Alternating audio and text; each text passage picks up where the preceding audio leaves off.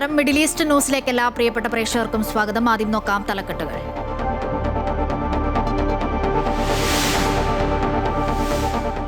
Kuwait വിമാനത്താവളത്തിന് നേരെ ഇറാന്റെ ഡ്രോൺ ആക്രമണം. ഇന്ത്യക്കാരൻ മരിച്ചു, 63 പേർക്ക് പരിക്ക്, 7 പേരുടെ നില ഗുരുതരം. ശക്തമായി അപലപിച്ച് GCC രാജ്യങ്ങൾ. നിർത്തിവെച്ച കുവൈറ്റ് വിമാനത്താവളത്തിന്റെ പ്രവർത്തനം ഭാഗികമായി പുനരാരംഭിച്ചു. നെടുമ്പാശ്ശേരിയിൽ നിന്നും ബഹ്റിനിലേക്കുള്ള വിമാനം റദ്ദാക്കി.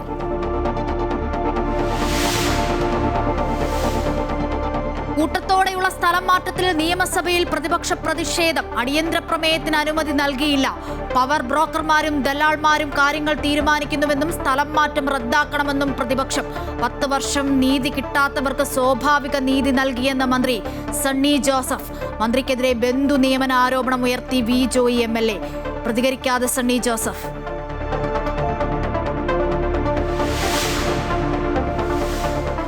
നവകേരള യാത്രയിലെ മർദ്ദനത്തിൽ കേസ് അട്ടിമറിക്കാൻ ഉന്നത ഉദ്യോഗസ്ഥർ കൂട്ടുനിന്നുവെന്ന് SIT റിപ്പോർട്ട്. തെളിവുകൾ നശിപ്പിച്ചു. ഉദ്യോഗസ്ഥർക്കെതിരെയും അന്വേഷണം വേണമെന്ന ആവശ്യം. മുഖ്യമന്ത്രിയുടെ ബസ്സിന് നേരെ കല്ലേറുണ്ടായി എന്ന പോലീസ് ഉദ്യോഗസ്ഥരുടെ വാദം കളവെന്നും റിപ്പോർട്ട്.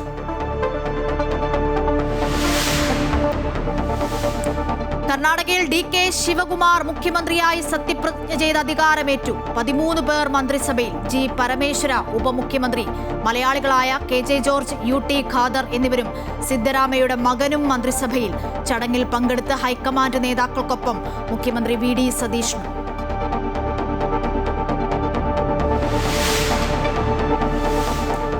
പ്രകൃതിയോട് നന്ദിയുള്ളവരാകണമെന്ന് സദ്ഗുരു ശ്രീ മാതാ അമൃതാനന്ദമയി ദേവി. സ്നേഹത്തെയും കാരുണ്യത്തെയും മുറുകെ പിടിക്കണമെന്നും അമ്മ. തൃശൂർ ബ്രഹ്മസ്ഥാന വാർഷിക മഹോത്സവം തുടരുന്നു. അമ്മയുടെ അനുഗ്രഹ പുണ്യം തേടി ഭക്തജന പ്രവാഹം.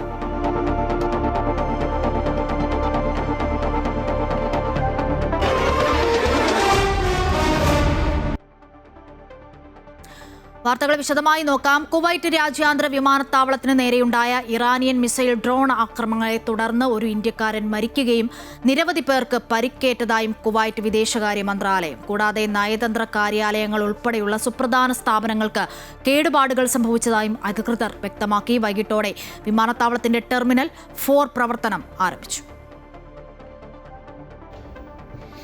ഇന്ന് പുലർച്ചെ മുതൽ ഉണ്ടായ ആക്രമണത്തിൽ കുവൈറ്റ് അന്താരാഷ്ട്ര വിമാനത്താവളം ഉൾപ്പെടെയുള്ള സുപ്രധാന സിവിൽ അടിസ്ഥാന സൗകര്യ കേന്ദ്രങ്ങൾ വീണ്ടും ലക്ഷ്യമാക്കപ്പെട്ടതായി വിദേശകാര്യ മന്ത്രാലയം അറിയിച്ചു. കുവൈറ്റ് വ്യോമയാന അതിർത്തിയിൽ പ്രവേശിച്ച 13 ബാലിസ്റ്റിക് മിസൈലുകളും 17 ഡ്രോണുകളും തടഞ്ഞതായി പ്രതിരോധ മന്ത്രാലയ വക്താവ് അറിയിച്ചു. കുവൈറ്റിലെ ഇറാനിയൻ നയതന്ത്ര ഉദ്യോഗസ്ഥർ 24 മണിക്കൂറിനകം രാജ്യം വിടണമെന്ന് കുവൈറ്റ് ആവശ്യപ്പെട്ടു. ഇറാൻ തുടരുന്ന ആക്രമണങ്ങൾ രാജ്യത്തിന്റെ സുരക്ഷയ്ക്കും പ്രാദേശിക സ്ഥിരതയ്ക്കും ഗുരുതര ഭീഷണിയാണെന്നും മന്ത്രാലയം വ്യക്തമാക്കി. മധ്യപ്രദേശ് സ്വദേശിയായ മൻസൂർ അഹമ്മദ് റഹ്മാൻ ആണ് മരിച്ചത്. മരിച്ച ഇന്ത്യക്കാരൻ്റെ കുടുംബത്തോട് പ്രതിരോധ മന്ത്രാലയം അനുശോചനം അറിയിച്ചു. ഇന്ത്യക്കാരൻ മരിച്ച സംഭവത്തിൽ ഇന്ത്യൻ എംബസി അഗാധമായ ദുഃഖം രേഖപ്പെടുത്തി. കുവൈറ്റ് എയർവേസ് പുറപ്പെടുന്ന ടെർമിനൽ 4ന്റെ പ്രവർത്തനം പുനരാരംഭിച്ചതായി കുവൈറ്റ് സിവിൽ വ്യോമയാന അധികൃതർ അറിയിച്ചു. സുരക്ഷ ഉറപ്പാക്കുന്നതിനാവശ്യമായ നടപടികൾ നടപ്പിലാക്കിയതിനെ തുടർന്നാണ് പ്രവർത്തനം പുനരാരംഭിച്ചതെന്നും അധികൃതർ വ്യക്തമാക്കി. ജസീറ എയർവേസിന്റെ പ്രവർത്തനങ്ങളും ഉടൻ പുനരാരംഭിക്കുന്നതായും കമ്പനി അധികൃതർ വ്യക്തമാക്കിയിട്ടുണ്ട്. ടെർമിനൽ 5ൽ നിന്നായിരിക്കും ജസീറ എയർവേസ് പ്രവർത്തനം നടത്തുക. എന്നാൽ ഇന്നത്തെ ആക്രമണത്തിൽ സാരമായ നാശനഷ്ടങ്ങൾ സംഭവിച്ച ടെർമിനൽ 1ന്റെ പ്രവർത്തനം പുനരാരംഭിക്കുന്ന വിഷയത്തിൽ അനിശ്ചിതത്വം തുടരുകയാണ്. 3 മാസത്തെ ഇടവേളയ്ക്ക് ശേഷം ഈ മാസം 1-നാണ് ടെർമിനൽ 1ന്റെ പ്രവർത്തനം പുനരാരംഭിച്ചത്. Anil K Nambiar, Amrita news, Kuwait. അജ്ഞാത വസ്തുക്കളിൽ നിന്നും അകലം പാലിക്കണമെന്ന് കുവൈറ്റ് ആഭ്യന്തര മന്ത്രാലയം പൊതുജനങ്ങൾക്ക് മുന്നറിയിപ്പ് നൽകി. പരിചിതമല്ലാത്ത ഏതെങ്കിലും ലോഹ കഷ്ണങ്ങളോ അവശിഷ്ടങ്ങളോ അജ്ഞാത വസ്തുക്കളോ കണ്ടാൽ അവയുടെ സമീപത്തേക്ക് പോകരുതെന്നും മുന്നറിയിപ്പ്. ഇത്തരം വസ്തുക്കൾ പൊതുസുരക്ഷയ്ക്ക് ഭീഷണിയാകാനോ പൊട്ടിത്തെറിക്കാനോ സാധ്യതയുള്ളവയാണ്. അതിനാൽ അവ സ്പർശിക്കുകയോ നീക്കാൻ ശ്രമിക്കുകയോ ചെയ്യരുതെന്നും അധികൃതർ വ്യക്തമാക്കുന്നു. സംശയാസ്പദമായ ഏതെങ്കിലും വസ്തുക്കൾ ശ്രദ്ധയിൽപ്പെട്ടാൽ ഉടനെ തന്നെ 112 എന്ന അടിയന്തര നമ്പറിൽ വിവരം അറിയിക്കണമെന്നും അധികൃതർ അറിയിച്ചു. അതോടൊപ്പം സംഭവ സ്ഥലത്ത് നിന്നും സുരക്ഷിത അകലം പാലിക്കുകയും ബന്ധപ്പെട്ട അധികൃതർ അവരുടെ ചുമതലകൾ നിർവഹിക്കുന്നതിന് ആവശ്യമായ സൗകര്യം ഒരുക്കുകയും ചെയ്യണമെന്നും മന്ത്രാലയം പൊതുജനങ്ങളോട് നിർദ്ദേശിച്ചു. കുവൈറ്റിന് നേരെ ഇന്ന് പുലർച്ചെ 1 മണിക്ക് ശേഷം 2 തവണ വ്യോമാക്രമണ ശ്രമം ഉണ്ടായിരുന്നു. ഇതേ തുടർന്ന് രാജ്യവ്യാപകമായി അപകട മുന്നറിയിപ്പ് സൈറൺ സജീവമാക്കിയിരുന്നു. ഈ സാഹചര്യത്തിലാണ് മന്ത്രാലയത്തിന്റെ മുന്നറിയിപ്പ്. ബഹ്റിനും കുവൈറ്റിനുമെതിരെ ഇറാൻ നടത്തിയ മിസൈൽ ഡ്രോൺ ആക്രമണങ്ങളെ അറബ് രാജ്യങ്ങൾ ശക്തമായി അപലപിച്ചു. ആക്രമണങ്ങൾ മേഖലയുടെ സുരക്ഷയ്ക്കും സ്ഥിരതയ്ക്കും ഭീഷണിയാണെന്നും രാജ്യങ്ങളുടെ പരമാധികാരത്തിന്മേലുള്ള വ്യക്തമായ ലംഘനമാണെന്നും വിവിധ രാജ്യങ്ങൾ പ്രസ്താവനകളിൽ വ്യക്തമാക്കുന്നു. UAE, ഖത്തർ, ഈജിപ്റ്റ് ഉൾപ്പെടെയുള്ള രാജ്യങ്ങൾ ബഹ്റിനും കുവൈറ്റിനും ഐക്യദാർഢ്യം പ്രഖ്യാപിക്കുകയും സുരക്ഷയും സ്ഥിരതയും സംരക്ഷിക്കുന്നതിനുള്ള എല്ലാ നടപടികൾക്കും പിന്തുണ അറിയിക്കുകയും ചെയ്തു.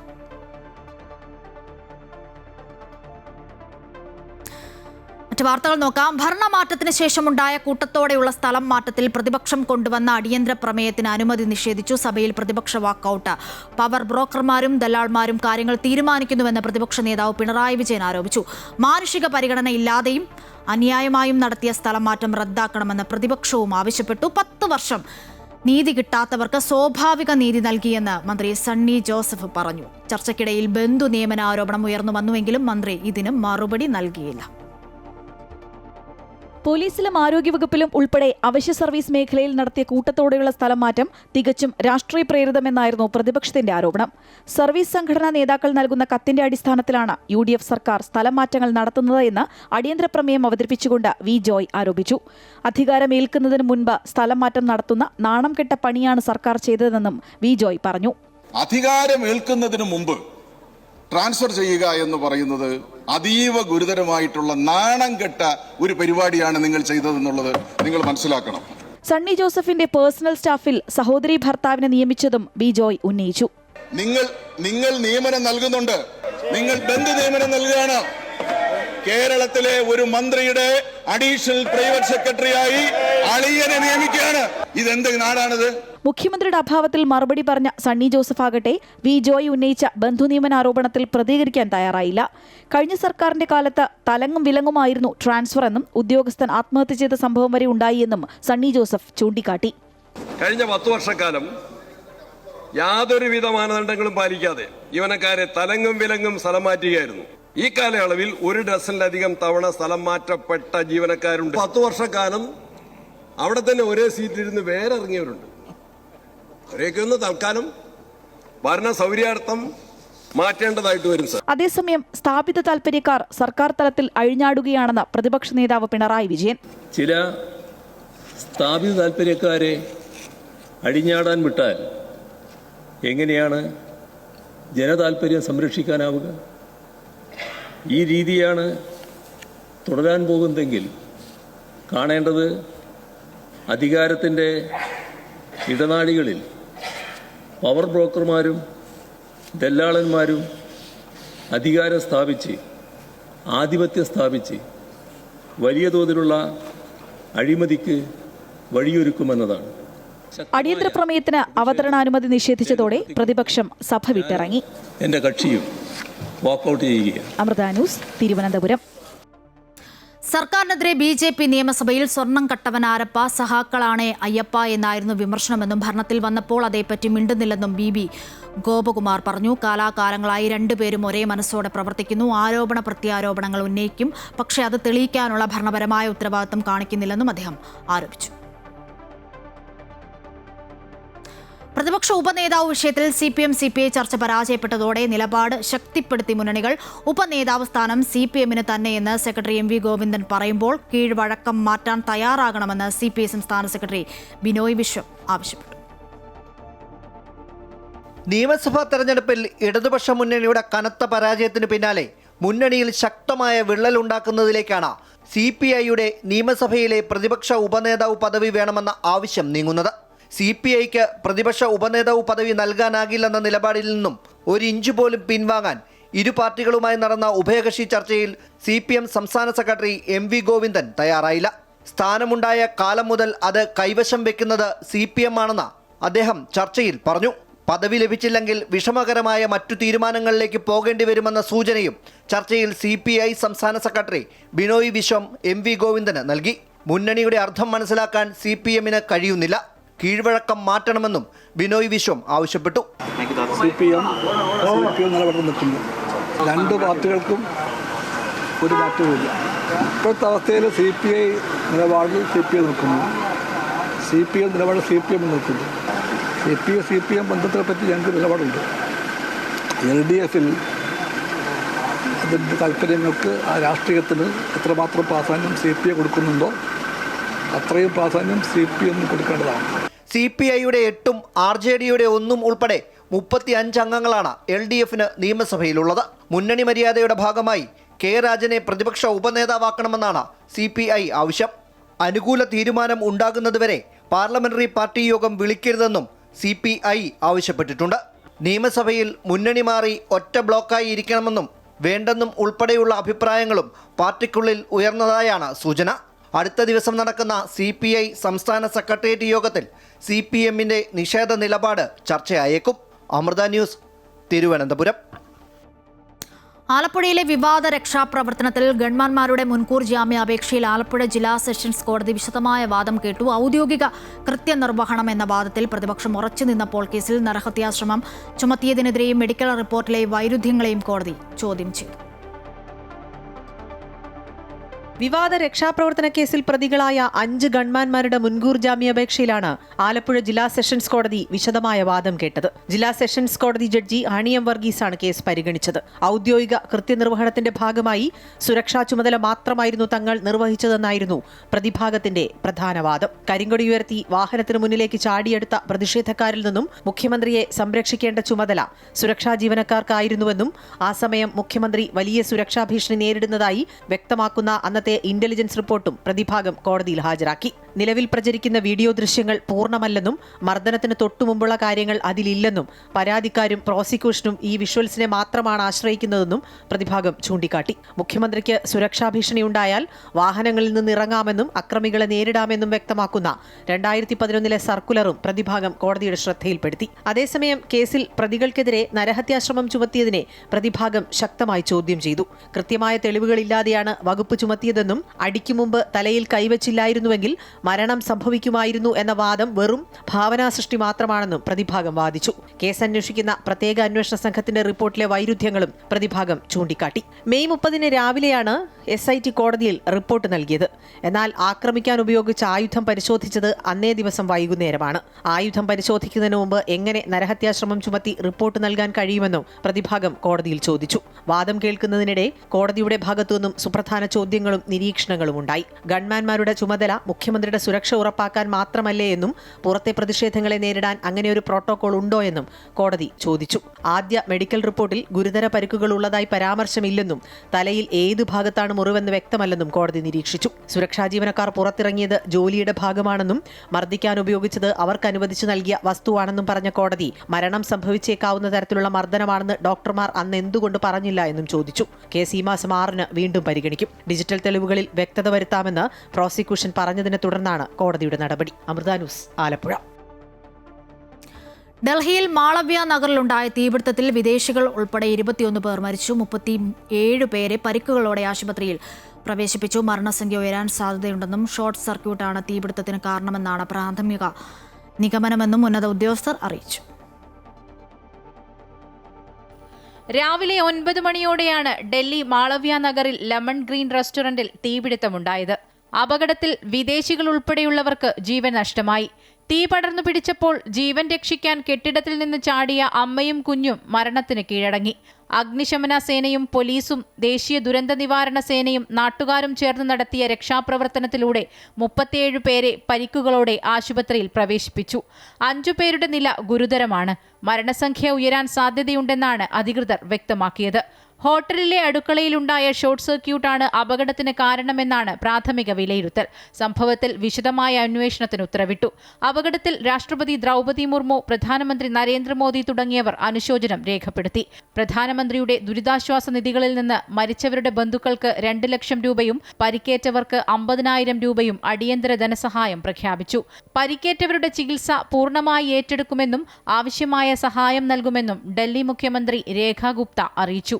അമൃത ന്യൂസ്, ന്യൂഡൽഹി. ഇനി ഗൾഫ് വാർത്തകൾ നോക്കാം. ദുബായ് സമ്പദ് വ്യവസ്ഥയുടെ ശക്തിയും സ്ഥിരതയും വർദ്ധിപ്പിക്കുന്നത് സർക്കാരിന്റെ പ്രധാന ലക്ഷ്യമാണെന്ന് ദുബായ് കിരീടാവകാശിയും UAE ഉപപ്രധാനമന്ത്രിയും പ്രതിരോധ മന്ത്രിയുമായ Sheikh Hamdan bin Muhammad bin Rashid Al Maktoum പറഞ്ഞു. ആധുനിക സംവിധാനങ്ങൾ ഉപയോഗിച്ച് വിവിധ മേഖലകളുമായുള്ള സഹകരണം മെച്ചപ്പെടുത്തി വൈവിധ്യമാർന്ന സമ്പദ് വ്യവസ്ഥ കെട്ടിപ്പടുക്കുകയാണ് ദുബായ് എക്കണോമിക് അജണ്ട D33 പ്രധാന ലക്ഷ്യമെന്നും അദ്ദേഹം വ്യക്തമാക്കി. സൈബർ ഭീഷണികളെ നേരിടുന്നതിനും സുരക്ഷിതമായ ഡിജിറ്റൽ ഭാവി ഒരുക്കുന്നതിനും സഹായകരമാകുന്ന പുതിയ ചുവടുവയ്പുമായി ഷാർജ ഭരണകൂടം 2026-2031 കാലയളവിലേക്കുള്ള സൈബർ സുരക്ഷാ പദ്ധതിക്ക് ഷാർജ എക്സിക്യൂട്ടീവ് കൗൺസിൽ അംഗീകാരം നൽകി. ഷാർജ കിരീടാവകാശിയും ഉപഭരണാധികാരിയും കൗൺസിൽ ചെയർമാനുമായ Sheikh Sultan bin Muhammad bin Sultan al ഖാസിമിയുടെ അധ്യക്ഷതയിലാണ് യോഗം ചേർന്നത്. ഹജ്ജ് കർമ്മം പൂർത്തിയാക്കി നാട്ടിലേക്ക് മടങ്ങുന്നതിനിടെ മലയാളി ഹാജി ജിദ്ദ വിമാനത്താവളത്തിൽ മരിച്ചു. ഹൃദയാഘാതം മൂലമാണ് മരണപ്പെട്ടത്. മലപ്പുറം മങ്കട വെള്ളില UK പടി സ്വദേശി ഇരാക്കോട്ടിൽ അലവിയാണ് മരണപ്പെട്ടത്. സ്വകാര്യ ഗ്രൂപ്പിൽ ഭാര്യയോടൊപ്പം കുടുംബസമേതമാണ് ഹജ്ജ് നിർവഹിക്കാനായി എത്തിയത്. മടങ്ങാനുള്ള യാത്രാ നടപടികൾക്കിടെ വിമാനത്താവളത്തിൽ പെട്ടെന്ന് ഹൃദയാഘാതമുണ്ടാകുകയായിരുന്നു. നിലവിൽ ജിദ്ദ കിങ് ഫഹദ് ആശുപത്രി മോർച്ചറിയിൽ സൂക്ഷിച്ചിരിക്കുന്ന മൃതദേഹം നിയമ നടപടികൾ പൂർത്തിയാക്കി ജിദ്ദയിൽ തന്നെ ഖബറടക്കുമെന്ന് ബന്ധുക്കൾ അറിയിച്ചു. മരണാനന്തര നടപടികൾ വേഗത്തിലാക്കാൻ ജിദ്ദ KMCC വെൽഫെയർ വിംഗ് പ്രവർത്തകർ രംഗത്തുണ്ട്.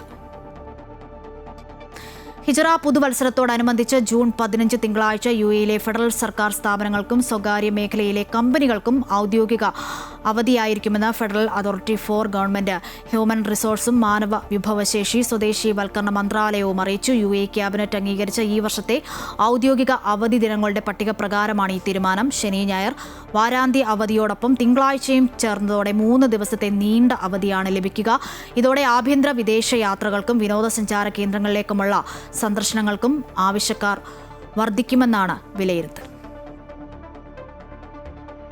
സൗദിയിൽ കിങ് സൽമാൻ മെഡിക്കൽ സിറ്റിയിലെ ന്യൂറോ സർജറി വിഭാഗം വിദഗ്ധർ അതീവ സങ്കീർണമായ ശസ്ത്രക്രിയയിലൂടെ 50 വയസ്സ് പ്രായമുള്ള വനിതയുടെ തലച്ചോറിലെ ട്യൂമർ വിജയകരമായി പൂർണ്ണമായും നീക്കം ചെയ്തു. പെരുമാറ്റ വൈകല്യങ്ങൾ, നടക്കാനുള്ള ബുദ്ധിമുട്ട്, വിഭ്രാന്തി തുടങ്ങിയ കഠിനമായ ആരോഗ്യ പ്രശ്നങ്ങളാൽ ദീർഘനാളായി ബുദ്ധിമുട്ടിയ രോഗിക്കാണ് ശസ്ത്രക്രിയ നടത്തിയത്. വിശദമായ മെഡിക്കൽ പരിശോധനയിലാണ് രോഗിയുടെ തലച്ചോറിന്റെ മുൻഭാഗത്ത് വലിയ അളവിലുള്ള ട്യൂമർ കണ്ടെത്തിയത്. ദുബായിലെ സ്വകാര്യ സ്കൂളുകളുടെ ഗുണനിലവാരം ഉറപ്പാക്കുന്നതിനുള്ള ഔദ്യോഗിക പരിശോധനകൾ 2026-2027 അധ്യയന വർഷം മുതൽ പുനരാരംഭിക്കാൻ knowledge and human development authority തീരുമാനിച്ചു.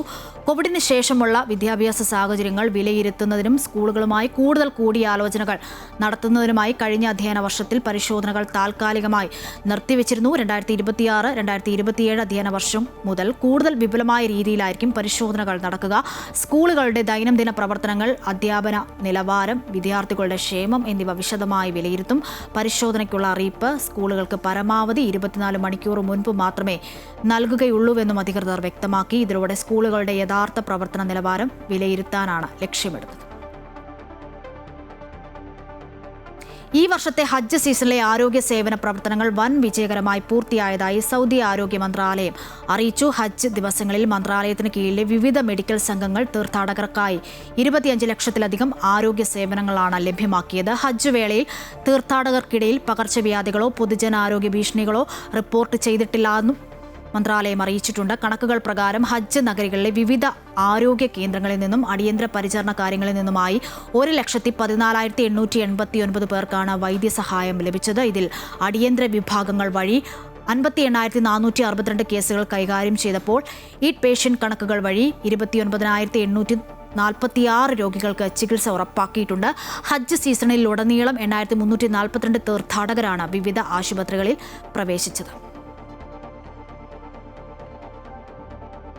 ഇനി മറ്റു വാർത്തകൾ നോക്കിയാൽ കർണാടകയിൽ DK ശിവകുമാർ മുഖ്യമന്ത്രിയായി സത്യപ്രതിജ്ഞ ചെയ്ത് അധികാരമേറ്റു. മലയാളികളായ KJ ജോർജും UT ഖാദറും അടക്കം 13 മന്ത്രിമാരും സത്യപ്രതിജ്ഞ ചെയ്തു.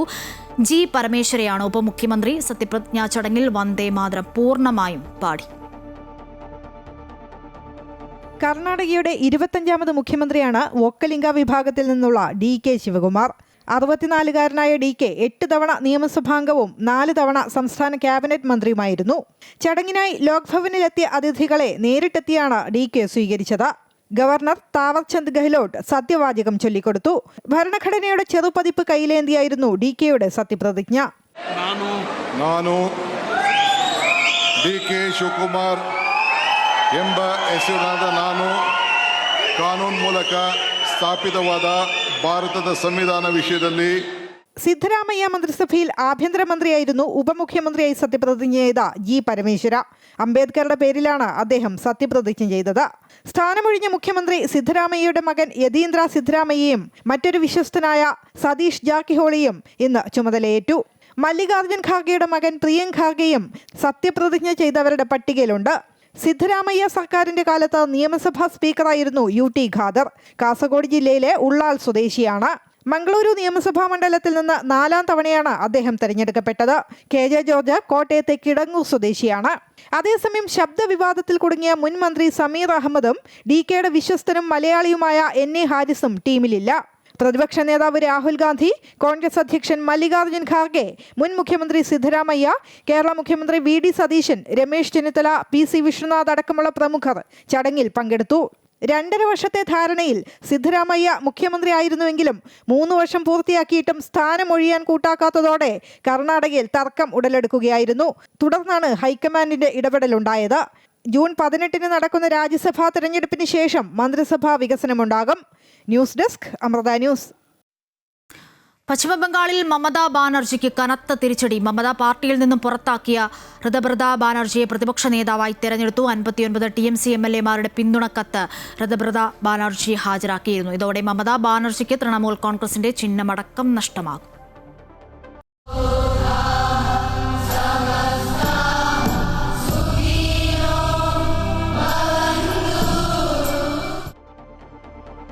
കുഞ്ഞുങ്ങൾക്കായി സമയം കണ്ടെത്തണമെന്ന് സദ്ഗുരു ശ്രീ മാതാമൃതാനന്ദമയി ദേവി. അണുകുടുംബങ്ങളിലെ തിരക്കിനിടയിൽ കുഞ്ഞുങ്ങളിൽ അമ്മയെന്ന ബോധം നഷ്ടപ്പെടുന്നു. കുടുംബ ബന്ധങ്ങൾ ശിഥിലമാകാതിരിക്കാൻ പരസ്പരം മനസ്സിലാക്കി മുന്നോട്ട് പോകണമെന്നും സ്നേഹത്തിന് ഭൂമിയെ സ്വർഗമാക്കാൻ കഴിയുമെന്നും അമ്മ.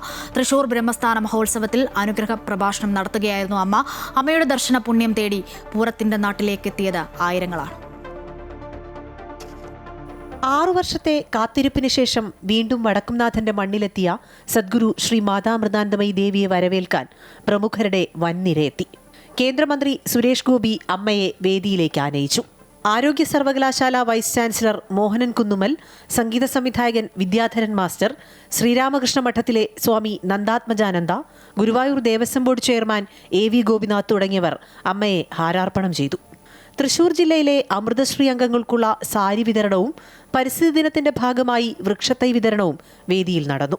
തിരക്കുകൾക്കിടയിൽ കുഞ്ഞുങ്ങൾക്കായി സമയം കണ്ടെത്തണമെന്ന് പറഞ്ഞ അമ്മ കുടുംബ ബന്ധങ്ങൾ ഊഷ്മളമായി നിലനിർത്താൻ ആഹ്വാനം ചെയ്തു. ഈ പ്രപഞ്ചത്തിലെ സകല ജീവരാശികളെയും പരസ്പരം ബന്ധിച്ചിരിക്കുന്ന സ്നേഹമാണ്. മനുഷ്യായാലും മൃഗമായാലും അമ്മയും കുഞ്ഞിനോടും കുഞ്ഞിനെ അമ്മയോടും ബന്ധിച്ചിരിക്കുന്ന സ്നേഹമാണ്. നമ്മൾ ആ സ്നേഹത്തോണ്ടി നമ്മുടെ ജീവിതം അലയുന്നു. അത് കിട്ടാതെ മരിക്കുകയും ചെയ്യും. സത്യത്തിൽ ഏറ്റവും അടുത്തറിയുന്നതും പരിചയമുള്ള ഭാവം സ്നേഹമാണ്. അത് നമ്മുടെ സ്വരൂപമാണ്. സ്വരൂപം ഒരിക്കലും മാറ്റാൻ കഴിയും. തൽക്കാലം മറവ് സംഭവിക്കും. അതിനെ ഇല്ലാണ്ടാക്കാൻ സംഭവിക്കും. നമ്മുടെ സത്തായി ഒരിക്കലും വേർപെടുത്താൻ കഴിയാതായി ജീവാംശമായി എപ്പോഴും നമ്മളുണ്ടാകും. നമ്മുടെ തനിമയെ നശിപ്പിക്കാൻ സാധിക്കും. അതാണ് ജീവിതം കൊണ്ട് നേടേണ്ടത്. ആ സ്നേഹമാണ്. അതാണ് ജീവിതം കൊണ്ട് നമ്മൾ നേടിയെടുക്കേണ്ടത്. തുടർന്ന് നടന്ന അമൃത സംഗീതത്തിൽ സദസ്സ് ഭക്തിയിൽ ലയിച്ചു.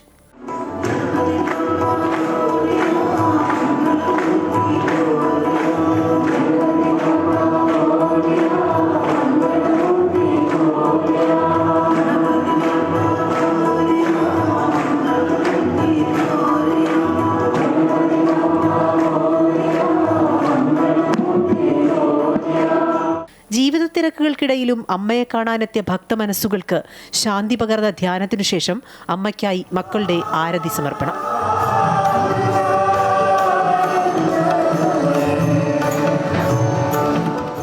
വർഷങ്ങൾക്ക് ശേഷം തൃശൂരിലെത്തിയ അമ്മയുടെ അമൃത ദർശനത്തിനായി ആയിരങ്ങളാണ് ബ്രഹ്മസ്ഥാന ക്ഷേത്ര മഹോത്സവ വേദിയിലേക്ക് എത്തുന്നത്.